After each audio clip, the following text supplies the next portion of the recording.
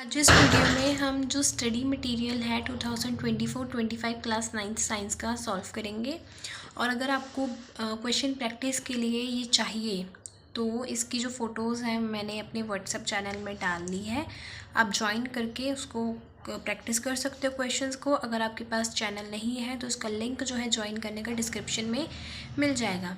सबसे पहले यहाँ पे क्वेश्चन पेपर का ब्लूप्रिंट है, ठीक है। उसके बाद कुछ इंपॉर्टेंट फॉर्मूलेज़ हैं जो आपकी बुक में से है, और कुछ फिज़िकल क्वांटिटीज़ हैं और एसआई यूनिट्स हैं उनकी, और इम्पॉर्टेंट डायग्राम्स भी हैं। एमसीक्यूज़ है, 2 मार्क्स क्वेश्चन है, 3 मार्क्स क्वेश्चन है। तो सबसे पहले हम अपने फर्स्ट टॉपिक तो ये रहा आपका ब्लूप्रिंट, ठीक है। 80 मार्क्स का पेपर होगा, और जो इंटरनल असेसमेंट आपके टीचर्स लगाते हैं वो 20 मार्क्स की होगी। तो ओवरऑल जो हो जाएगा 100 मार्क्स का हो जाएगा पेपर आपका। क्वेश्चन पेपर का स्ट्रक्चर देखो कैसे होगा। जैसे फर्स्ट क्वेश्चन हैव 25 पार्ट्स, ठीक है। 1 से 20 एमसीक्यू होंगे, एक मार्क्स के, और 21 से 25 तक आपके मैचअप्स, फिलअप्स, ट्रू फॉल्स हो सकते हैं। 2 से 16 क्वेश्चंस, 15 क्वेश्चंस होंगे जो कि 2 मार्क्स के होंगे, ठीक है। 30-40 वर्ड्स में लिखने होंगे, और उनमें से आपको 11 क्वेश्चन अटैम्प्ट करने हैं, मतलब 15 क्वेश्चंस होंगे, ठीक है। और आपको 11 क्वेश्चंस अटैम्प्ट करने हैं। 7 to 20 वाले होंगे, हैव 9 क्वेश्चंस, 9 क्वेश्चंस होंगे जो 17 से 25 वाले होंगे। 50-60 वर्ड्स में देने हैं, कुछ 6 करने हैं, ठीक है। उसके बाद 26 to 28 क्वेश्चंस तक 3 क्वेश्चंस होंगे जो 5 मार्क्स के होंगे। इन सभी में इंटरनल चॉइस होगी, और ये 100 to 120 वर्ड्स में लिखने होंगे। डिस्ट्रीब्यूशन आप देख सकते हो मार्क्स की, जैसे 1 मार्क्स इस चैप्टर में से 1 मार्क्स के 2 क्वेश्चंस आएंगे, 2 मार्क्स का एक आएगा, 3 मार्क्स का एक आएगा, 5 मार्क्स का कोई भी नहीं, टोटल 7 नंबर। तो इस तरह से आप सारा ही अपना जो है देख सकते हो, ठीक है। तो 1 मार्क्स के टोटल 25 हो गए, 2 मार्क्स के 22, और जो 3 नंबर के हैं वो 18 हो जाएंगे, 5 नंबर वाले 15 हो जाएंगे, टोटल मार्क्स आपके 18 हो जाएंगे, ठीक है। कुछ इंपॉर्टेंट फार्मूलाज, जैसे एवरेज स्पीड जो है वो v से डिनोट करते हैं, और स्पीड को s से अपॉन में टाइम। तो एवरेज स्पीड का फॉर्मूला क्या होता है, सभी को पता है, डिस्टेंस अपॉन में टाइम। एवरेज स्पीड को v से डोनेट करते हैं, स्पीड को, है ना, डिस्टेंस को s से, टाइम को t से। एक्सेलरेशन क्या होती है, change in velocity time taken. Change in velocity कैसे निकालते हो, v माइनस यू अपॉन में t। फिर इक्वेशंस ऑफ मोशन है, ठीक है। मोमेंटम का फॉर्मूला है, फोर्स का फॉर्मूला है, ग्रेविटेशन वाले चैप्टर में से फॉर्मूला है, एक्सेलरेशन ड्यू टू ग्रेविटी का है, वेट का फॉर्मूला, प्रेशर का फॉर्मूला, डेंसिटी का फॉर्मूला आपको पता है। रिलेटिव डेंसिटी क्या होती है, जब हम उस कोई भी सब्सटेंस की डेंसिटी को पानी की डेंसिटी से मल्टीप्लाई करते हैं। वर्क डन का फॉर्मूला, काइनेटिक एनर्जी का, पोटेंशियल एनर्जी का, ठीक है। क्या रिलेशन है फ्रीक्वेंसी टाइम पीरियड में, इन्वर्सली प्रोपोर्शन का। स्पीड ऑफ साउंड v से डोनेट, वेवलेंथ को लैम्बडा से, तो फ्रीक्वेंसी न्यू से डोनेट करते हैं, ठीक है। ये फॉर्मूलेज आते होने चाहिए। नेक्स्ट है कुछ फिजिकल क्वांटिटीज़, उनके एसआई यूनिट्स। टाइम की सेकंड, डिस्टेंस और डिस्प्लेसमेंट की मीटर, स्पीड एंड वेलोसिटी की मीटर पर सेकंड, एक्सेलरेशन की मीटर पर सेकंड स्क्वायर, मास की केजी, मोमेंटम की क्या होती है, मोमेंटम का फॉर्मूला होता है मास इंटू में वी, केजी मीटर पर सेकंड आएगा, यहाँ पे स्क्वायर नहीं आएगा। यूनिवर्सल ग्रेविटेशनल कांस्टेंट की क्या होगी, newton metre square KG square, ठीक है। एक्सेलरेशन ड्यू टू ग्रेविटी की सेम हो जाएगी एक्सेलरेशन से, प्रेशर की पास्कल होती है, ठीक है। डेंसिटी की जो होती है आपकी केजी मीटर पर क्यूब होती है। रिलेटिव डेंसिटी, रिलेटिव टर्म कहीं पे भी आ जाए तो उसकी कोई यूनिट नहीं होती है। वर्क की जूल, एनर्जी की जूल, पावर की वॉट, फ्रीक्वेंसी की हर्ट्ज होती है, वेवलेंथ की मीटर होती है, टाइम पीरियड की सेकंड। कुछ इंपॉर्टेंट सिंबल्स आपके लिए हैं, ठीक है, आपके चैप्टर में से, तो इनको आप कर लेना रिवाइज, ठीक है। यहाँ पे एटम की कंपोजिशन है, जो फर्स्ट 18 एलिमेंट्स हैं उनके इलेक्ट्रॉन डिस्ट्रीब्यूशंस हैं। तो अब ये तो हम करने बैठेंगे नहीं, है ना, तो ये सबको आता है किस तरह से अरेंज करने हैं। एटॉमिक नंबर, प्रोटॉन्स इसके बराबर होते हैं, न्यूट्रॉन्स आप निकाल सकते हो, A = Z+N से। न्यूट्रल एटम है तो एटॉमिक नंबर और प्रोटॉन इलेक्ट्रॉन सेम हो जाएगा, इलेक्ट्रॉनिक कॉन्फिगरेशन निकाल सकते हो, वैलेंसी आप निकाल सकते हो, ठीक है। तो ये तो आप रिवाइज करना, ठीक है, क्योंकि अगर ये मैं करवाऊँगी, मैंने ऑलरेडी ये कवर करवाए हुए हैं चैनल पे, तो फिर टाइम बहुत जाएगा आपका, ठीक है। अगर आपको चाहिए तो आप प्लेलिस्ट देख लेना चैप्टर की, उसमें से मैंने डाला हुआ है ये सब कुछ कैसे करना है। ये टेबल इंपॉर्टेंट है, अच्छे से याद करना है इसको, ठीक है। फॉर्मूला मेकिंग यहीं से होगा। फिर उसके बाद इन्होंने शेल्स में अरेंज किया हुआ है फर्स्ट 18 एलिमेंट्स को, ठीक है। तो ये आप देख सकते हो। कुछ इंपॉर्टेंट डायग्राम्स है एनिमल सेल का, ये प्लांट सेल का, ये आपके मेरिस्टेमेटिक टिश्यूज़ जो 3 तरह के, एपिकल, मेरिस्टेमेटिक, इंटरकैलरी, लेटरल, ये आपके जो सेक्शन होता है स्टेम वाला उसका डायग्राम है। उसके बाद न्यूरॉन का डायग्राम है, आपके various type of cell in human body का डायग्राम है। फिर उसके बाद ग्राफ है, डिस्टेंस टाइम ग्राफ। ये अगर स्ट्रेट है तो कांस्टेंट होता है, ऐसे है तो ये नॉन यूनिफॉर्म होता है। अगर वो सीधा है, अगर वो डिस्टेंस टाइम ग्राफ का बेटा सीधा हुआ ना, एक्स एक्सिस के पैरेलल हुआ तो वो रेस्ट पे, लेकिन वेलोसिटी टाइम ग्राफ का अगर एक्स एक्सिस के पैरेलल है तो वो कॉन्स्टेंटली मूव कर रहा है। ये नॉन यूनिफॉर्म हो गया इसका मतलब। और ये सेम वही दे रखा है इन्होंने, ठीक है। पता नहीं गलती से प्रिंट हो गया। और आप ये स्पीड ऑफ साउंड जो है डिफरेंट मीडियाज़ में, मतलब कि याद कर लेना इसको। 25 डिग्री सेल्सियस टेम्परेचर दे रखा है, ठीक है। अब क्वेश्चन प्रैक्टिस करते हैं। 1 मार्क्स के क्वेश्चंस हैं। चैप्टर नंबर 1 है मैटर अराउंड अस, ठीक है। तो देखो, which of the following is not a matter, इनमें से कौन सा मैटर नहीं। पानी मैटर है, एयर मैटर है, स्मोक मैटर है। क्या आपको स्मोक दिखती है ना, जब ऐसे उड़ती है एकदम से, तो हमें पता चलता है कहाँ पे स्मोक है कहाँ पे नहीं है। तो फीलिंग ऑफ हॉटनेस, अब गर्मी है, गर्मी तो हर जगह ही होती है ना। तो feeling of hotness is not a matter. Which is the temperature called, जब सॉलिड जो है मेल्ट करता है, जब सॉलिड मेल्ट करता है, मतलब आइस मेल्ट करी, तो वो मेल्टिंग पॉइंट होता है। If the temperature of A gaseous substance increases, अगर गैस वाला सब्सटेंस है कोई, ठीक है, और उसके बीच में टेम्परेचर इंक्रीज कर दिया जाए, तो अट्रैक्शन क्या होगा, अट्रैक्शन इंक्रीज करेगा, है ना। उसके बाद इनमें से कौन सा सही है। Physical state of substance can be change by changing temperature. Physical state है, अगर मैं टेम्परेचर चेंज कर दूँ तो मैं इजीली चेंज कर सकती हूँ, बिल्कुल सही है। Physical state of substance can be change by changing pressure, pressure को चेंज करोगे तो चेंज होगी। तो इसका मतलब दोनों ही जो है स्टेटमेंट्स वो करेक्ट है, थर्ड ऑप्शन करेक्ट हो जाएगा। नेक्स्ट है, इनमें से कौन सा करेक्ट है। Molecules are tightly packed in gases. Gases के जो मॉलिक्यूल्स होते हैं वो कब से टाइट पैक होते हैं, वो तो लूजली पैक्ड होते हैं। तो उसमें से करेक्ट बताना है, फर्स्ट स्टेटमेंट तो फॉल्स होगी। Force of attraction between molecule is less in gases. जो फोर्स ऑफ अट्रैक्शन है गैसेस के मॉलिक्यूल्स के बीच में कम है। तो फर्स्ट सेकेंड स्टेटमेंट आपकी सिर्फ सही है। What is the process of disappearing naphthalene balls, उसको सब्लिमेशन कहते हैं। किसकी काइनेटिक एनर्जी ज़्यादा होगी, 273 273 सेम टेम्परेचर है, लेकिन काइनेटिक एनर्जी किसकी ज़्यादा होगी बेटा, पानी की ज़्यादा होगी, ठीक है। मॉलिक्यूल ऑफ वाटर, अब देखो यहाँ पे वाटर, यहाँ पे स्टीम, टेम्परेचर ये ज़्यादा है दोनों का। पानी मॉलिक्यूल की स्पीड काइनेटिक एनर्जी इतनी ज़्यादा नहीं होगी इस टेम्परेचर पे, जबकि स्टीम जो भाप होती है ना उसकी ज़्यादा होती है। तो इसका आंसर फोर्थ ऑप्शन आएगा आपका।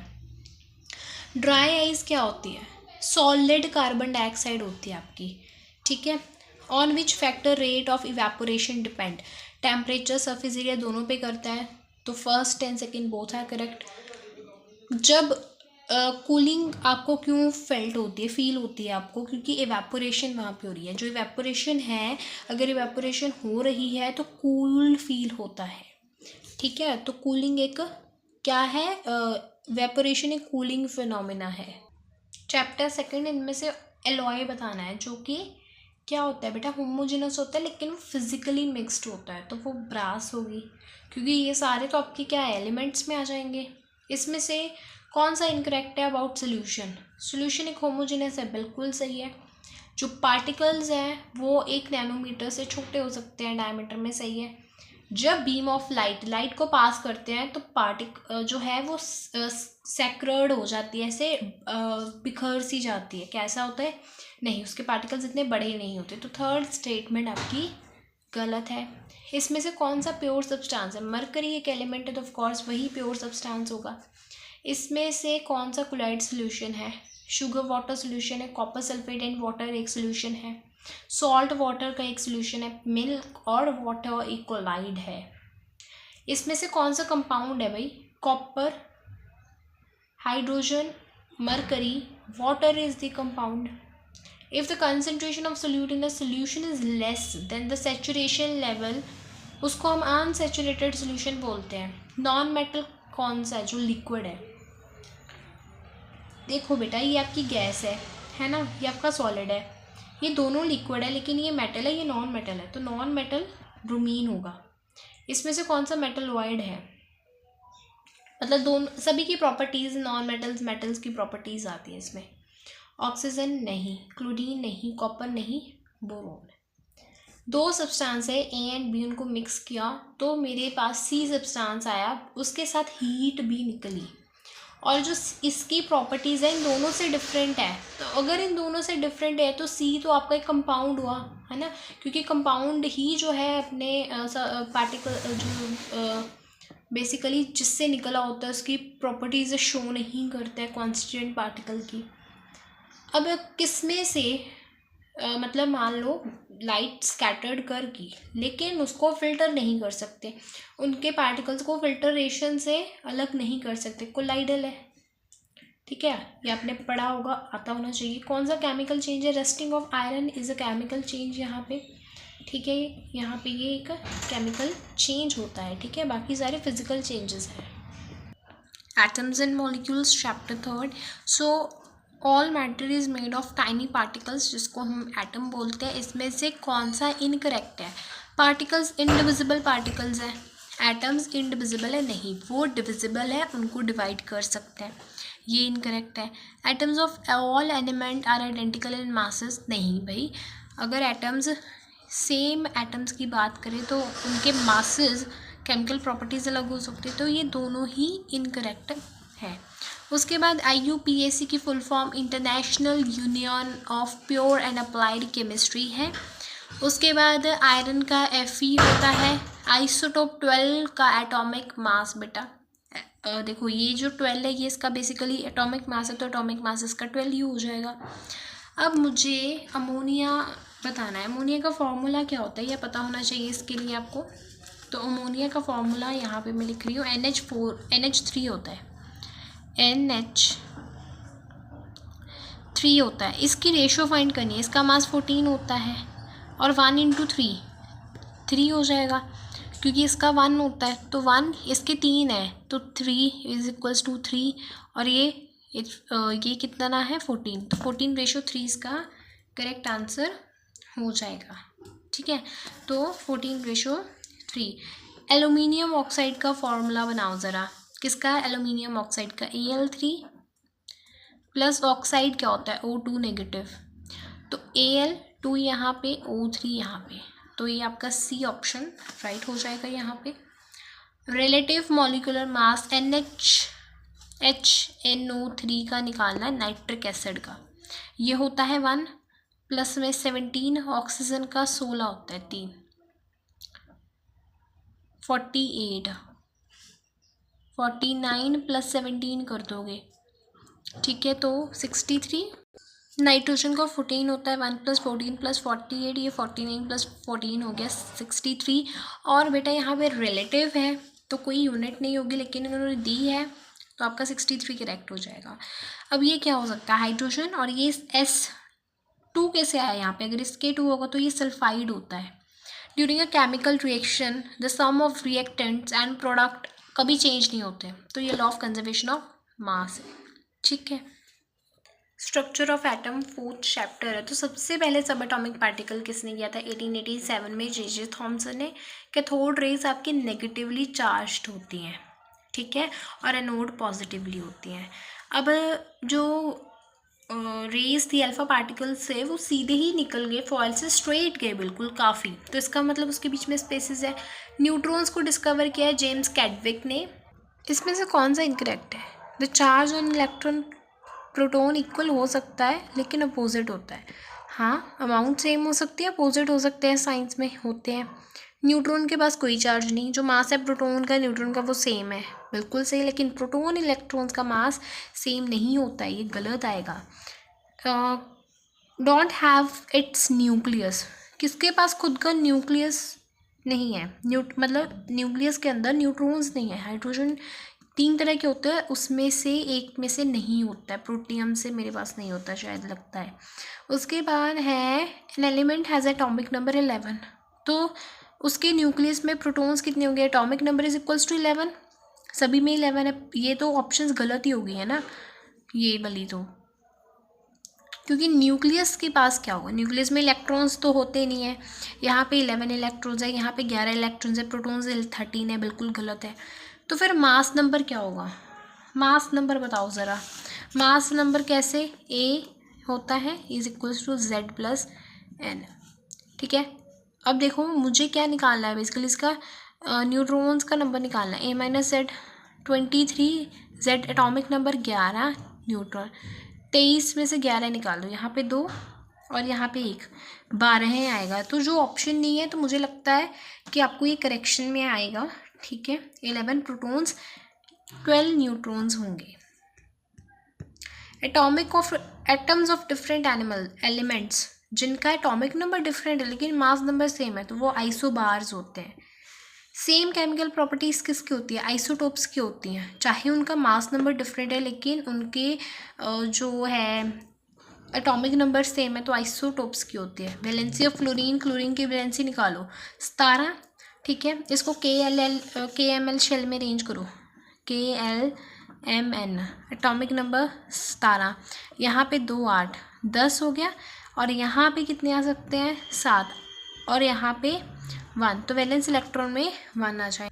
ये हो गए पूरे 17, और फिर क्या होता है लास्ट वाले में से 8 में से -7 करने होते हैं, जो आपको 1 देता है, तो इसकी वैलेंसी 1 हो जाएगी, आपकी बुक में भी है। 5th चैप्टर करते हैं, fundamental unit of life chapter है। स्ट्रक्चरल फंक्शनल यूनिट लाइफ की जो होती है वो सेल होता है। सेल किससे बना होता है, ऑर्गेनली से। सेल थ्योरी किसने दी थी, श्वान एंड सचलैंडन ने। Outer most covering plant cell की, सेल वॉल, क्योंकि प्लाज्मा मेम्ब्रेन तो प्लांट में भी होता है, एनिमल में, लेकिन जो आउटर मोस्ट होता है वो सेल वॉल है। कलर प्लास्टिड्स, ग्रीन कलर के क्लोरोप्लास्ट ही कलरलेस होते हैं, होलोप्लास्ट नहीं पढ़ा है तो chromoplast. DNA, chromosomes DNA proteins के बने होते हैं, जो प्रोटीन्स होते हैं वो हिस्टोन्स प्रोटीन होते हैं। कौन सी ऑर्गेनली एनिमल्स में नहीं मिलती, प्लास्टिड्स। इन सेल वॉल जो लिपिड मॉलिक्यूल्स हैं वो आपका स्मूथ एंडोप्लाज्मिक रेटिकुलम सिंथेसिस करता है। रफ एंडोप्लाज्मिक रेटिकुलम रफ क्यों होता है, क्योंकि वहाँ पे राइबोसोम्स होते हैं, ठीक है। अब पानी की मूवमेंट हो रही है सेमी परमेबल मेम्ब्रेन से lower solute concentration to region of higher solute. यहाँ पे सॉल्यूट कम है, इसका मतलब आपका सॉल्वेंट ज़्यादा है, मतलब पानी ज़्यादा है, पानी का कंसंट्रेशन ज़्यादा है, तो वो हाई सॉल्यूट कंसंट्रेशन, मतलब जहाँ पे पानी कम है सॉल्यूट ज़्यादा है, सॉल्वेंट कम है, तो वहाँ पे मूव करेगा, उसको ऑस्मोसिस बोलते हैं।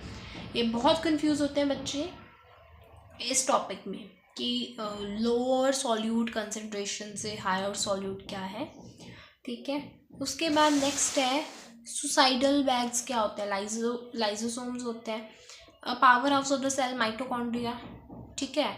सेल ऑर्गेनली जिसके पास खुद का DNA होता है, जो सिर्फ एनिमल्स में मिलती है। अब देखो DNA तो खुद का माइटोकॉन्ड्रिया का भी है, प्लास्टिड का है, लेकिन एनिमल्स में तो सिर्फ माइटोकॉन्ड्रिया है, प्लास्टिड्स तो नहीं होते, तो इसका आंसर माइटोकॉन्ड्रिया होगा। अब चलते हैं हमारे 6th chapter, that is tissue. तो डिवाइडिंग टिश्यू कौन से हैं आपके, मेरिस्टेमेटिक टिश्यूज है जो सिर्फ प्लांट्स में है। डेड कौन है इसमें से, sclerenchyma. In desert rate of water lose gets reduce, क्योंकि सुबेनिन और क्यूटिन ये दोनों ही वाटर रेजिस्टेंट होते हैं, तो ये दोनों ही बचाते हैं, वाटर लॉस नहीं होने देते हैं। उसके बाद है हस्क ऑफ कोकोनट, किसकी बनी होती है, स्क्लेरेन्काइमा की, ठीक है। कौन सा ऐसा सब्सटेंस है जो कॉर्क में होता है, जो कि पानी और गैस को जो है इम्परवियस अलाउ नहीं करता है, ठीक है, मतलब एक तरह से पसंद नहीं करता है, तो वो सुबेरिन होता है। एपिडर्मिस का फंक्शन क्या होता है, फंक्शन इनमें से नहीं है यार, पानी कंडक्ट तो जाइलम करेगा, एपिडर्मिस थोड़े ना करती है। इसमें से कौन सा डेड है, जाइलम फाइबर को जाइलम फिलोम फाइबर को फिलोम जाइलम भी बोलते हैं, फिलोम फाइबर को फिलोम स्क्लेरेन्काइमा बोलते हैं, जो डेड होता है, तो इसका आंसर ये होगा। कौन सा पानी ट्रांसपोर्ट करता है? जाइलम। कौन सा फूड ट्रांसपोर्ट करता है? तो फिलोम फूड ट्रांसपोर्ट करता है। In plant which tissue is responsible for transportation of food? Phloem. Out of following which tissue provide flexibility? Collenchyma. Air cavities किस में होती है? एयरनकाइमा में।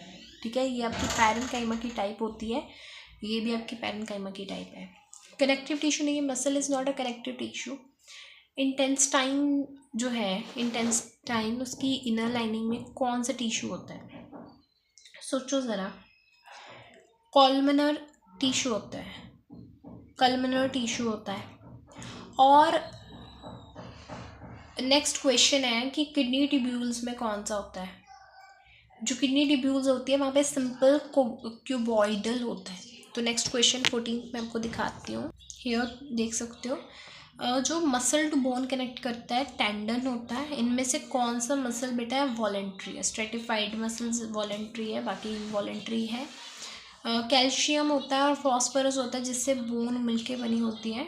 ठीक है, कौन सा टिश्यू जो है रिपेयर करता है टिश्यूज़ को, और जो एम्प्टी स्पेसेस होती है ऑर्गन्स के बीच के उनको फिल करता है? तो एरिकुलर टिश्यू होता है। फ्लूइड मैट्रिक्स किसका होता है? मतलब ब्लड में एक फ्लूइड मैट्रिक्स होता है जिसको प्लाज्मा, जो प्रोटीन्स, हार्मोन्स, सॉल्ट का मिलके बना होता है। इसमें से कौन सा जो है ब्लड का पार्ट नहीं है? कार्टिलेज कब से ब्लड का पार्ट होने लगा? इन ह्यूमन बॉडी जो फैट है वो एडिपोज टिश्यू में होता है, इसका सिंगल सेल एडिपोसाइट होता है। और जो लेप्टिन हार्मोन है जो रिस्पॉन्सिबल है इसकी डिपोजिशन के लिए, दो तरह के फैट होते हैं। एक होता है येलो फैट जो बेटा अडल्ट में होता है, और इसके अंदर माइटोकॉन्ड्रिया की प्रोडक्शन कम होती है। माइटोकॉन्ड्रिया की प्रोडक्शन कम तो एनर्जी कम, इसलिए अडल्ट्स में एनर्जी थोड़ी कम होती है। और एक होता है ब्राउन फैट जो कि माइटोकॉन्ड्रिया प्रोडक्शन हाई होती है वहाँ पे, तो एनर्जी भी ज़्यादा होती है, और ये चिल्ड्रन में होता है, बच्चों में होता है, तभी उनमें एनर्जी इतनी ज़्यादा होती है। Actions contractile, actin and myosin आपके कॉन्ट्रैक्टाइल प्रोटीन्स हैं जो कि मसल्स में मिलते हैं। जो कॉन्ट्रैक्टाइल प्रोटीन्स है वो एक्टिन और मायोसिन, दो कॉन्ट्रैक्टाइल प्रोटीन्स है जो मसल्स में मिलते हैं। एक्सन डेंड्राइट्स जो है आपके न्यूरॉन का पार्ट है। इसमें से कौन सा नर्वस टिश्यू का फंक्शन नहीं है? तो ये जो है मूवमेंट हमारी बॉडी की होती है, हमारे मसल्स की, हमें इंस्ट्रक्शन मिलती है कि आपको ऐसे मूव करना है वैसे, लेकिन टिश्यूज़ की रिपेयर के लिए यूज़ नहीं होता है। उसके बाद रिदमिक कॉन्ट्रैक्शन एंड रिलैक्सेशन कौन करता है? तो कार्डियक मसल्स, हार्ट मसल्स जिसको हम बोलते हैं, जो इनवॉलेंट्री होता है। ठीक है, और ब्रांच्ड होता है नेचर में। ठीक है, इस तरह से होता है, कभी भी थकता नहीं है, फैटिग्यू नहीं होता।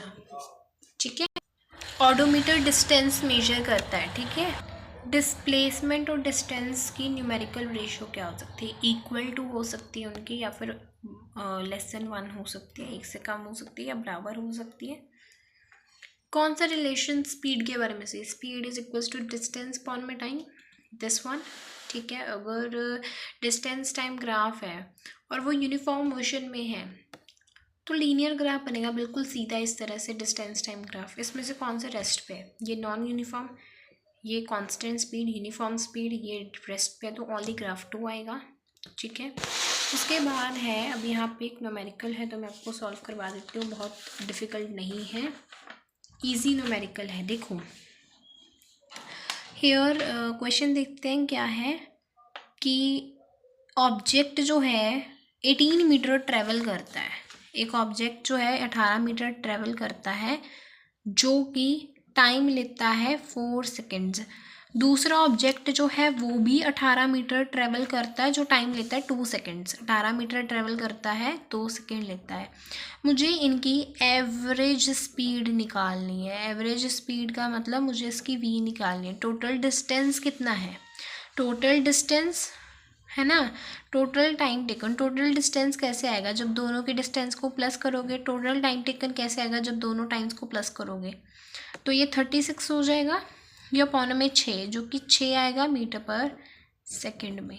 देख लेते हैं, अगर किलोमीटर में, हाँ मीटर पर सेकंड में है तो 6 मीटर पर सेकंड आएगा। ठीक है, उसके बाद Sanjeev swim in the 90 metre pool path, he covers 180 metre in 1 minute. What is the average velocity? मुझे यहाँ पे एवरेज वेलोसिटी निकालनी है। एवरेज वेलोसिटी मतलब टोटल डिस्टेंस टोटल डिस्प्लेसमेंट है ना, टाइम टेकन। भाई देखो 1 × मतलब 90 मीटर पूल लंबा है, तो यहाँ से यहाँ शुरू किया, यहाँ से वापस आ गया, मतलब डिस्टेंस उसने 180 मीटर का कवर किया 1 मिनट में। तो डिस्प्लेसमेंट ज़ीरो होगी, इनिशियल फाइनल पॉइंट सेम है, डिस्प्लेसमेंट ज़ीरो है, तो टाइम से करोगे तो ज़ीरो आ गया, 0 मीटर पर सेकेंड ही आएगा। इसमें से कौन सी क्वांटिटी नेगेटिव नहीं हो सकती, डिस्टेंस कभी नेगेटिव नहीं हो सकता है। यहाँ पे आपको एक्सेलरेशन निकालनी है, पहले तो इसको मीटर पर सेकेंड में करेंगे, 36 को 1000 से करोगे और यहाँ पे 60 × 60 करोगे। एक्सेलरेशन तो चलो मैं आपको बता देती हूँ, यहाँ से ये कैंसिल, ये भी कैंसिल, ये 1 6 कितना आ गया 10 आ गया। अब आपके पास जो है रेस्ट से वो शुरू हुई, एक्सेलरेशन क्या होती है v - u अपॉन में t, वो रेस्ट से शुरू हुई है, तो इनिशियल 0 होगी और फाइनल हमने अभी 10 निकाली है, और उसको जो टाइम लग रहा है इट इज़ 10 सेकेंड। 10 अपॉन में 10 कर दो तो एक्सेलरेशन आएगी 1 मीटर पर सेकेंड स्क्वायर। सही है कि नहीं, एक्सेलरेशन 1 मीटर पर सेकेंड स्क्वायर आएगी।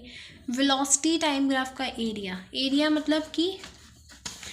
मतलब कि दोनों को मल्टीप्लाई करना, v × में t करना।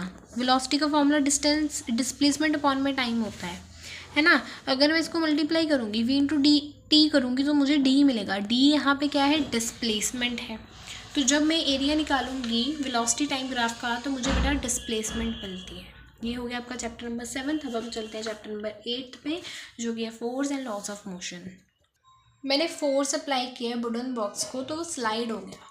कौन सी फोर्स होगी, अनबैलेंस्ड। अगर बैलेंस लगाते हो तो वो मूव ही नहीं करता, ठीक है। बस में बैठे हो, बस स्टार्ट हुई, तुम पीछे को हो गए, क्यों, क्योंकि ये इनर्शिया का लॉ है, फर्स्ट लॉ है कि बॉडी चलती रहेगी, रुकी रहेगी जब तक उसके ऊपर एक्सटर्नल फोर्स एक्ट नहीं करती है। इनर्शिया मास के ऊपर डिपेंड करता है। अब देखो किसी ने जंप करना है ना, तो वो पहले से जंपिंग क्यों स्टार्ट करता है कि उसका मोमेंटम बना रहे, तो टू गेन मोमेंटम। अब जब कोई क्रिकेटर क्या करता है, बॉल को कैच करता है, वो हाथ पीछे को करता है क्योंकि वो डिक्रीज करना चाहता है मोमेंटम, जो रेट है मोमेंटम का उसको। Seat belt are provided in the cars, ठीक है। अगर कार सडनली स्टॉप होती है तो इमरजेंसी में अगर हम लगाते हैं, पर्सन जो सामने वाली सीट में बैठा है वो कभी फॉरवर्ड नहीं जाता, मतलब जाता है लेकिन इतना ज़्यादा नहीं जाता एंड इंजर्ड होने से बच जाता है। तो ये कौन सा लॉ है, सेम वही question, first law of motion है, ठीक है। उसके बाद है कि कोई भी फर्स्ट लॉ यहाँ पे है दैट मूविंग, चलती रहेगी बॉडी, कंटिन्यू रहेगी जब या रुक नहीं जाती जब तक उसके ऊपर एक्सटर्नल फोर्स नहीं लगता। बट जो मूविंग साइकिल है, अगर मैं पैडल मारना बंद कर दूँ तो वो खुद रेस्ट पे क्यों आ जाती है, क्यों रेस्ट पे आती है, क्योंकि वही वहाँ पे एयर रेजिस्टेंस होती है, फ्रिक्शनल होता है। तो फर्स्ट एंड थर्ड इसका करेक्ट होगा। ये क्वेश्चन इजी है, जस्ट क्या करना है, momentum, rate of change of momentum निकालना है। सबसे पहले तो बेटा देखो किलोमीटर आ रहा है, पहले तो इनको मीटर पर सेकंड में चेंज करते हैं, ठीक है, तभी हमारा इजी होगा। पहले तो मैंने इसको चेंज किया तो 36 को जब मैंने मीटर पर सेकंड में किया 10 आया, 72 को किया 20 आया। अब rate of change of momentum कैसे निकालते हो, फाइनल में से इनिशियल, मतलब कि mv - mu करते हो, ठीक है, mv - mu करते हो इनिशियल। तो मैंने इनिशियल मोमेंटम निकाला, m × u, मास 1500 दे रखा है, इंटू में 10 किया 15,000 आ गया। इसी तरह से इसको किया 30,000 आ गया। इनको अब rate of change of momentum initial ये है, फाइनल ये है, तो मैंने फाइनल में से इनिशियल माइनस किया तो मेरे पास 15,000 आ गया। 15,000 आया तो इसका मतलब second option is your correct answer है। अब इसको मत लगा देना, यहाँ पे किलोमीटर पर आ रहा है, यहाँ पे मुझे ये यूनिट चाहिए क्योंकि मैंने इसको चेंज करा है, ठीक है। अब आपका ग्रेविटेशन चैप्टर है, तो पहला क्वेश्चन है what is the gravitational force between two object. क्या ग्रेविटेशनल फोर्स होगा दो ऑब्जेक्ट के बीच में। तो सेम ही होगा, चाहे किसी भी डिस्टेंस से अप्लाई करो, ग्रेविटेशनल फोर्स तो सेम ही रहेगा, है ना। दो ऑब्जेक्ट के बीच में वो एक दूसरे को अट्रैक्ट करेंगे, वो तो यूनिवर्सल है और वो सभी डिस्टेंसेस पे अप्लाइड हो रहा है, चाहे वो ऑब्जेक्ट आपके कितने भी पास है। हम कहते हैं अर्थ के ऊपर एक ऑब्जेक्ट रखा है तो वो कितना पास है, वहाँ पे भी तो अप्लाई हो रहा है, और कितनी दूर है वहाँ पे भी अप्लाई हो रहा है। तो doesn't matter, distance doesn't matter a lot. तो ये आएगा। अगर जो डिस्टेंस है ऑब्जेक्ट का डबल है तो ग्रेविटेशनल फोर्स क्या होगा। अगर डिस्टेंस डबल करें तो मैं आपको दिखाती हूँ ये। ठीक, मुझे यहाँ पे 4 से डबल करनी थी तो मैंने फोर्स को डबल किया, ये 4D का स्क्वायर आ गया। अब ये सारा देखो फोर्स का ही फॉर्मूला है, मैंने इसको 4 से रिप्लेस किया तो ऊपर 1 बचा, कुछ नहीं है, ओवर में 4, तो फोर्स 1/4 टाइम्स हो जाएगी इस केस में। ठीक है, उसके बाद है व्हेन अ बॉल थ्रो, तो जी की वैल्यू हमेशा नेगेटिव आएगी। किसी ऑब्जेक्ट का मास बेटा मून के ऊपर 40 kg है तो अर्थ के ऊपर क्या होगा। अर्थ के ऊपर एस्टिमेट करो ज़रा। वेट का फॉर्मूला होता है मास इंटू में जी, वहाँ पे 40 kg है, इंटू में देखो ज़रा, मास मैंने पुट किया, मास जो है वो 40 है और 9.8 ली, जिसको मैंने डेसिमल रिमूव करके 10 लिखा, इसको इससे कैंसिल करा, 98 को 4 से किया तो मेरे को ये मिला, तो ये इसका मास हो जाएगा। ठीक है, अब ये मैं आपको सॉल्व करके दिखाती हूँ। ग्रेविटेशनल फोर्स दो ऑब्जेक्ट के बीच में F है, अगर उन दोनों के मासेस बेटा हाफ कर दिए जाए तो डिस्टेंस को चेंज नहीं करना, कुछ नहीं करना डिस्टेंस को, तो ग्रेविटेशनल फोर्स क्या होगा। इन दोनों के मास ये हाफ करने, मैंने इन दोनों के मास हाफ किए, मैंने यहाँ पे जो है ये टू कॉमन लिया तो मैंने मल्टीप्लाई किया, जैसे 1/2 2 ज़ा 4, तो GMN बचा। ये सारा आपका फोर्स है 1/4, ये सारा आपका फोर्स में आएगा तो फोर्स ओवर में 4 इसका आंसर आ जाएगा। ठीक है, और ये तो मुझे लगता है डायरेक्ट आपकी नोटबुक में से है क्वेश्चन, तो इसको भी सॉल्व करते हैं। स्टोन को रिलीज़ किया है टॉप से तो U तो 0 हो गया है ना, और हाइट जो है 19.6 मीटर है। इसकी फाइनल वेलोसिटी कैलकुलेट करनी है तो जी की वैल्यू 9.8 मीटर पर सेकेंड स्क्वायर दे रखी है। तो देखो हाइट है, सब कुछ है, इसमें थर्ड इक्वेशन बिल्कुल सेटिस्फाइड कर रही है, तो U तो 0 हो गया, 2GS 2 इंटू 9.8, मैंने डेसिमल रिमूव किया 196, इन दोनों को किया मेरे पास 196 आया, इसको किया 196 आया, मतलब इन दोनों को किया तो मेरे पास इतना आंसर आ गया। अब मेरे पास इतना आ गया, 2 0 थे यहाँ पे लगा दिया, V², इसको अंडर रूट में लेके आई, तो देखो यहाँ पे बेसिकली अगर आप देखो 3 8 4 16 है, अगर मैं डेसिमल रिमूव कर दूँ 100 आएगा। अब ये रूट आ गया यहाँ पे, ये होता है 196 का, तो ये हो जाएगा 10 का, 190.6 मीटर पर सेकेंड इसका आंसर आ जाएगा। ठीक है, उसके बाद बाउंसी क्या होती है, तो अपवर्ड फोर्स जो कि लिक्विड के द्वारा लगाई जाती है, जो ऑब्जेक्ट इमर्स्ड होता है पानी के अंदर। नेल क्यों सिंक कर जाती है, क्योंकि इसका जो वेट होता है वो ज़्यादा होता है अपथ्रस्ट से, तो ये बिल्कुल सही है। अपथ्रस्ट जो होती है ज़्यादा होती है तो ये बिल्कुल गलत है। अपथ्रस्ट अगर ज़्यादा है तो वो फ्लोट करता, फिर पानी की डेंसिटी नेल की डेंसिटी से ज़्यादा, पानी की डेंसिटी कैसे हाई हो सकती है नेल से। पानी पुल करता है नेल को ऊपर की तरफ करेगा पुल, तो वो तो फिर फ्लोट करने लग जाएगा ना, तो ये गलत है। अब देखो एक ऑब्जेक्ट को एयर में रखा 10 न्यूटन था, पानी में रखा 8 न्यूटन वेट आया, तो लिक्विड डिस्प्लेस्ड क्या होता है, ये हमें अच्छे से पता है कि अगर हमें लिक्विड डिस्प्लेस्ड निकालना है तो जो वेट एयर में होता है और वेट पानी में होता है माइनस कर दो, 10 - 8 कर दो, 2 न्यूटन आ जाएगी फोर्स।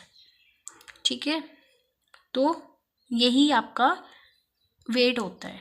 ठीक है, ये आपका आर्किमिडीज प्रिंसिपल है, अगर आपको समझ में है अच्छे से उसकी तो आप इसको डेफिनेटली कर सकते हो। उसके बाद आपका वर्क एनर्जी चैप्टर, 3 चैप्टर रह गए हैं। ठीक है, वर्क कब होता है, तो जब फोर्स अप्लाइड हो, डिस्प्लेसमेंट हो, और डिस्प्लेसमेंट भी डायरेक्शन ऑफ फोर्स में हो। ऐसा यूनिट वर्क की जूल होती है।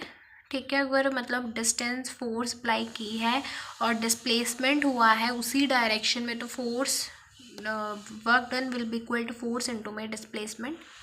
नेगेटिव वर्क का एग्जाम्पल क्या है, फ्रिक्शनल फोर्स इस तरफ है, मतलब मान लो, और मोशन इस तरफ को है, तो ये क्या हो जाएगा 180 डिग्री का एंगल, तो कॉस एंगल की वैल्यू 1 आ जाएगी, -1 मल्टीप्लाई करोगे तो ये नेगेटिव वर्क होगा।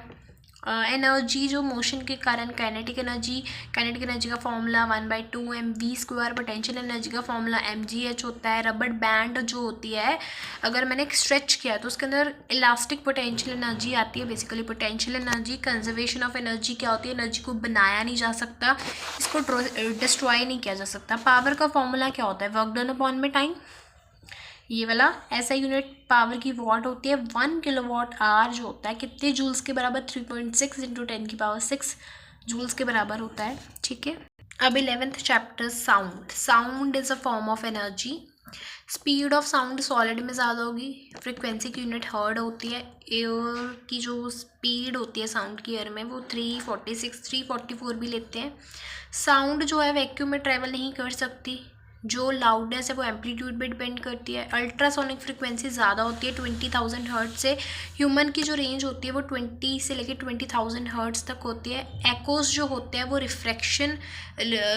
रिफ्लेक्शन के कारण होते हैं। एम्पलीट्यूड ऑफ साउंड वेव क्या होती है, जो हाइट होती है वेव की, ठीक है। रिवर्बरेशन रिपीटेड रिफ्लेक्शन के कारण होता है। रिलेशन क्या है इसके बीच में, फ्रिक्वेंसी टाइम पीरियड के, फ्रिक्वेंसी जो है वो 1/अपॉन टाइम पीरियड है, उसके इन्वर्स प्रोपोर्शन है। लास्ट चैप्टर देखते हैं, improvement in food resources. Rabi crops बतानी है, वीट है, कौन से इनमें से मैक्सिमम बेनिफिट देगी, तीनों ही बहुत अच्छी हैं तो सारे आ जाएंगे। कौन सा इसमें से ऑर्गेनिक फार्मिंग में नहीं आता, केमिकल फर्टिलाइजर्स। कौन सी वैरायटी अगर हम कुछ मॉडिफाई करते, कौन सी वैरायटी हम नहीं चाहते, हम चाहते हैं कि उनकी मेजॉरिटी टाइम शॉर्ट हो ना कि लॉन्ग हो, तो ये आ जाएगा इसका। माइक्रो न्यूट्रिएंट्स कौन सा नहीं है, मतलब मैक्रो न्यूट्रिएंट्स कौन सा है, calcium. Cow and buffaloes milk animals हैं, ठीक है। और वाइट रेवोल्यूशन जो है वो मिल्क प्रोडक्शन से बिलोंग करती है। इसमें से इटालियन बी कौन है, एपिस मेलिफेरा। इसमें से मराइन फिश ट्यूना है। लिग्मिनियस प्लांट्स जो होते हैं वो नाइट्रोजन फिक्स करते हैं सॉइल में from the atmosphere. Practice of rotation crops helps in, तो सॉइल किस में हेल्प करता है, तो ये पेस्ट डिजीज़ को रिड्यूस करता है, सॉइल फर्टिलिटी दोनों ही आएगा। सीरियल क्रॉप कौन सा है, इसमें से मेज़ है। अगर मैं 2 या 2 से ज़्यादा क्रॉप्स को एक साथ फीड में बिल्कुल डेफिनेट पैटर्न में करती हूँ तो वो इंटरक्रॉपिंग होता है, ठीक है। तो ये था आपका स्टडी मटेरियल, सारे ही चैप्टर्स का सोल्यूशन। नेक्स्ट उसके बाद 2 मार्क्स के 3 मार्क्स के क्वेश्चन है, तो वो मैंने पहले ही व्हाट्सएप चैनल पे अपलोड करे हैं, उनका विद सोल्यूशन करा है, आप देख सकते हो, ठीक है। मेन होता है कि MCQs ढूंढने में प्रॉब्लम आती है, तो वो हमने आज कर लिए हैं।